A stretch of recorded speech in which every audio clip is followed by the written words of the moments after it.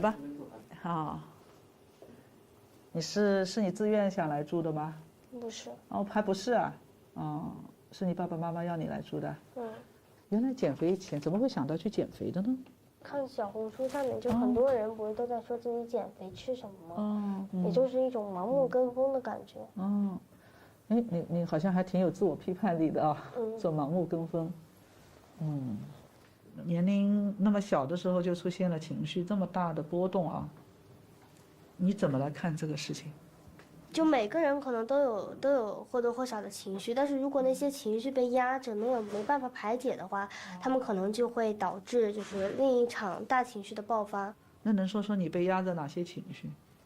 就是我父母可能吵架比较多，火药味比较重。我爸他一吵架他就会摔东西，然后他就会让别人去滚。我也就是跟我爸习得的，然后也会生气的时候就会把手机摔了。也许跟你的不吃饭啊，多少也有点关系。我不吃饭也是想让别人理解到我，就是理解到我的情绪啊，理解到我的什么。了解你为他们承受的太多了，或者为他们被压抑的太多的一些情绪了。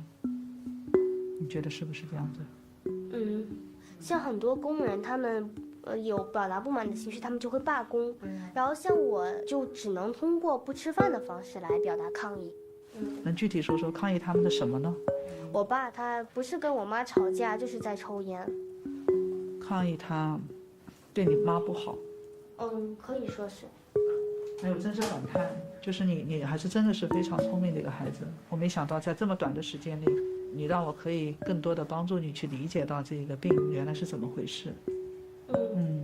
以后再怎么样也不要用伤害自己的方式来表达，罢吃是伤害自己的方式，好不好？好，就祝你能够在这里能够最大程度的康复，好不好？好，那就这样。过年那会儿吧，我就其实跟孩子探讨过，我说如果有一天爸爸妈妈分开了，他说分开吧，他就说分开吧，可能真的是他还是个孩子，接受不了这个事情。后来就是因为后来他们老师给我打电话的时候，那就是3月初了，给我打电话的时候就说，当时他可能伤害自己，伤害的也是有点昏倒了那个，然后老师背着他出去的，然后老师就问他，你发生了什么事情？你不想回家？家里怎么了？他就说我爸爸妈妈要离婚了。